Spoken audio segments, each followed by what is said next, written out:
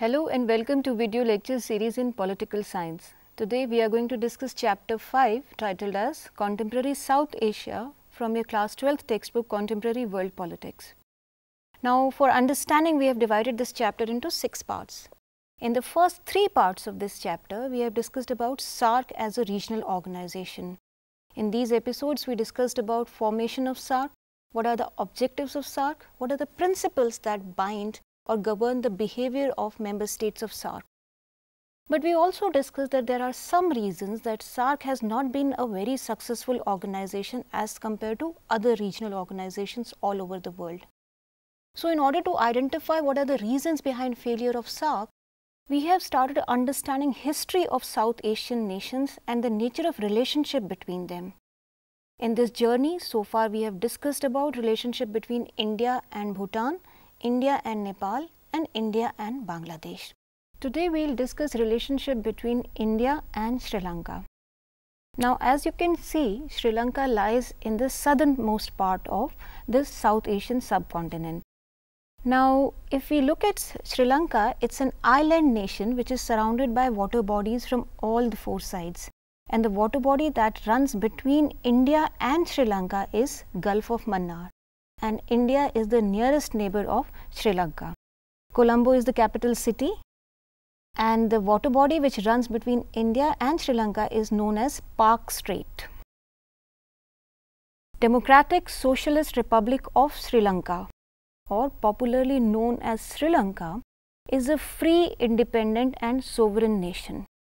It was formerly known as Ceylon, C-E-Y-L-O-N. Sri Lanka is a small country. As per the estimates made in 2011, it had a population of 20.3 million people. Sri Lanka is a republic and a unitary state governed by the presidential form of system. The legislative power in the country is exercised by a parliament that is elected through universal franchise on proportional representation basis. The president, who is elected by the people in Sri Lanka, exercises executive power, including that of defense matters in the country. Sri Lanka enjoys a multi-party system, and the people vote to elect a new government every 6 years. Remember, it is 6 years. Sri Lanka happens to be only couple of or 5-6 of countries in the world that elect their government for 6 years rather than routinely 4 or 5 years. Sri Lanka is a diverse country. It is home to many religions, ethnicity and languages. The official language of Sri Lanka is Sinhala, but Tamil is also widely spoken throughout Sri Lanka. The majority of population is of Sinhalese people, which is approximately 74% of the total population. Other ethnic groups in Sri Lanka are Sri Lankan Tamils, Indian Tamils, Moors and Malays. Although Sri Lanka is a multi-religious country, Buddhists constitute the majority, around 70% of the people practicing Buddhism. Other religious groups are Hindus, which are approximately 15.5% of total population, and Muslims and Christians, both constituting around 7.5% of the total population. Sri Lanka is primarily an agricultural country. The main crop that is grown in Sri Lanka is rice. And with rich production of rice, the country is almost self-sufficient to take care of the food needs of the Sri Lankan people. Tea, rubber, coconut are other important cash crops which are mainly produced in order to export. Tea is one of the foremost products being exported from Sri Lanka to rest of the world. And Sri Lanka is also one of the major exporters of precious and semi-precious stones all over the world. A large number of Sri Lankans are working abroad also. They have migrated to many countries including the Middle East or the Gulf countries, and they have contributed hugely towards the foreign exchange reserves of the country. How? The people, those who migrate outside, they send money back to their families, which is called as remittance, and in this way the home country gets large amount of foreign exchange reserves. In the last 3 decades, tourism has also emerged an important industry in Sri Lanka, and there has also been a registered growth. There has also been a rapid growth in the manufacturing industries. Exporting Goods like petroleum products, leather goods, ready-made garments and electronic equipment of late has become the major exports from Sri Lanka. Sri Lanka has been involved in international affairs in a very positive manner. It has been very active in international engagements such as Sri Lanka is a founding member of SAARC, Sri Lanka is a member of United Nations and of the G77 group. Sri Lanka is also one of the Commonwealth nations and was part of non-aligned movements as well. Sri Lanka gained independence from colonial rule on 4th of February 1948. Since its independence, it has been a functional democracy. Unlike Nepal, Bangladesh, Pakistan, Sri Lanka did not face threat from monarchy or military rule, but Sri Lanka suffered acute instability due to severe ethnic conflict and demand for a separate state or secession by one of the regions in the country. Now let us try to understand the reasons behind or the background behind this conflict. After independence, the socio-economic, political and institutional structures in Sri Lanka were dominated by the Sinhalese people who were in the majority in Sri Lanka. Now the Tamils who had migrated from India and were settled in Sri Lanka, they were marginalized and sidelined.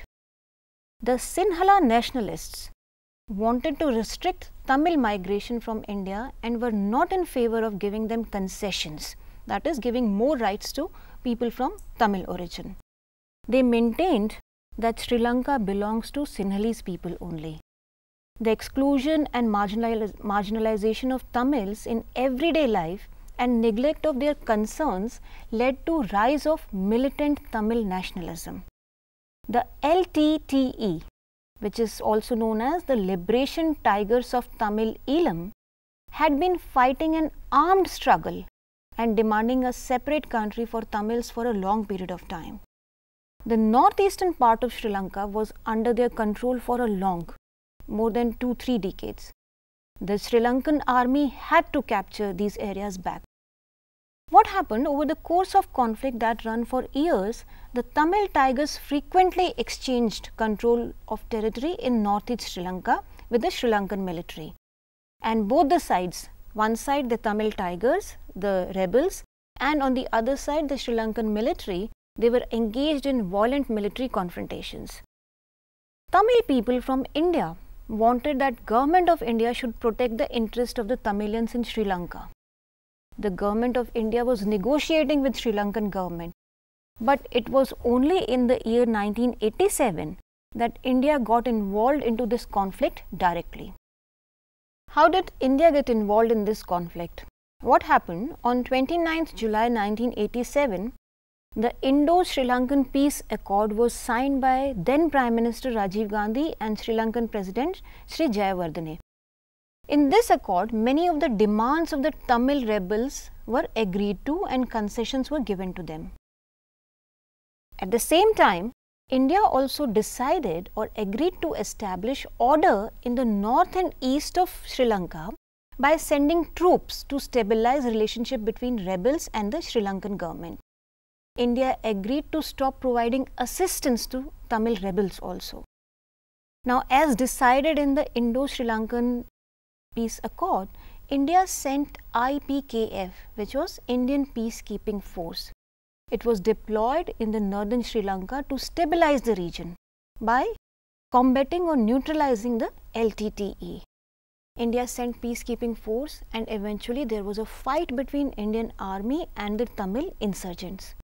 The Tamil rebels did not like Indians standing and fighting against them because they thought that they were of Indian origin.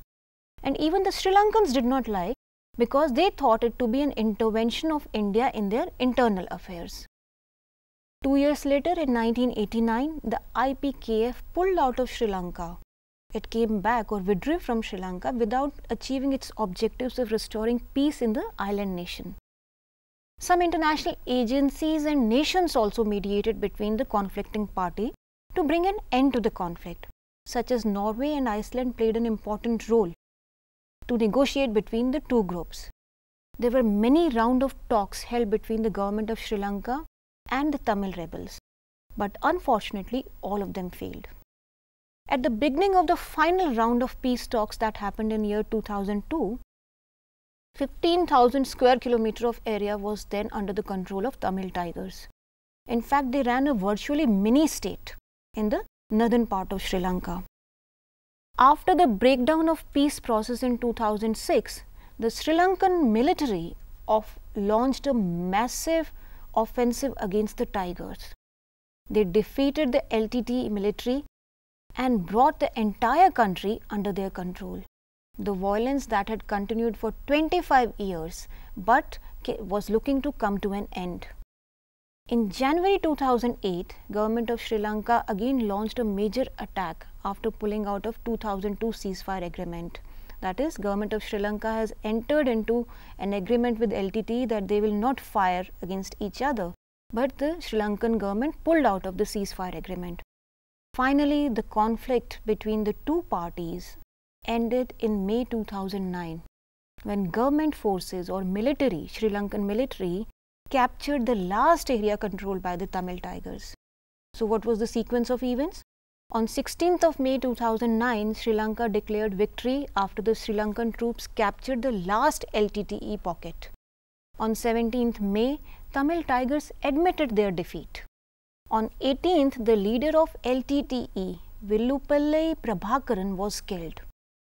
Prabhakaran was killed in the morning while he was trying to escape from the area in an ambulance where attack by the military was going on. After the death of Prabhakaran, Selvarasa Padmanathan took over the leadership of LTTE, but he was arrested within the 15 days of taking over as leader. Now, the conflict, which ran for 35 years, almost 30 to 35 years, ended in the year 2009.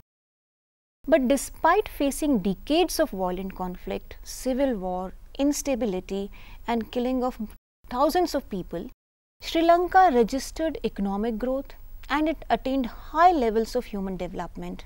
Sri Lanka was able to bring growth of population under control. Sri Lanka was the first country to liberalize its economy. Sri Lanka was the first country to liberalize its economy in the South Asian region and had the highest per capita GDP. Sri Lanka tends to rate very high on many of the human development indexes. If you look at the relationship between India and Sri Lanka, then the relationship between the two countries is centuries old. There has been a cultural, religious and linguistic legacy between the two.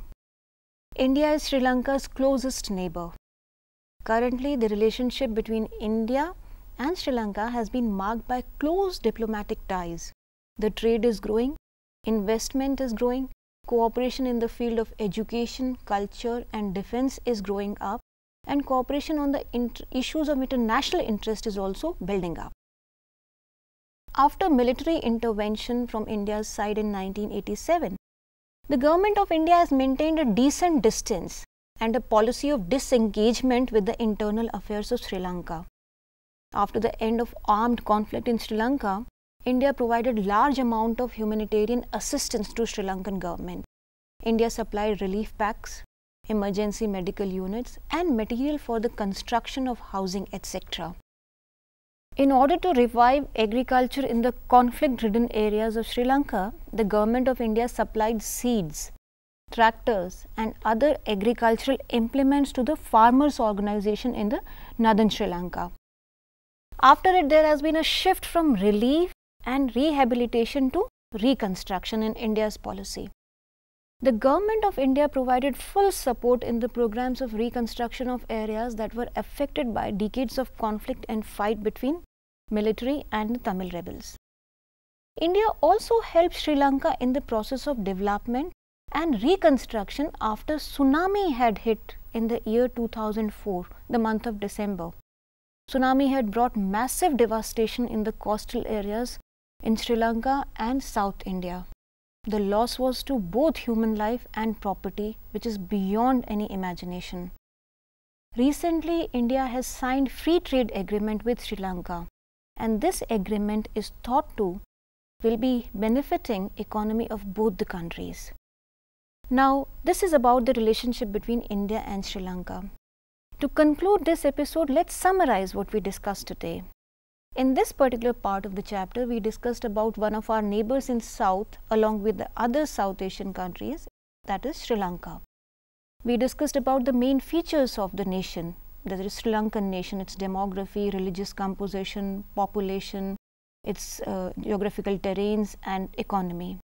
We discussed that how after independence there emerged an ethnic conflict in Sri Lanka that led to instability for more than 3 decades in the country.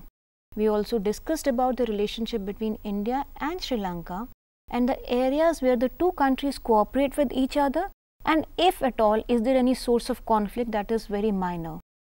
In the next part of this chapter, we will discuss about yet another country, that is the Maldives, and democracy in Pakistan and the relationship between India and Maldives and India and Pakistan. Till then, you can enjoy reading this part of the chapter. Thank you.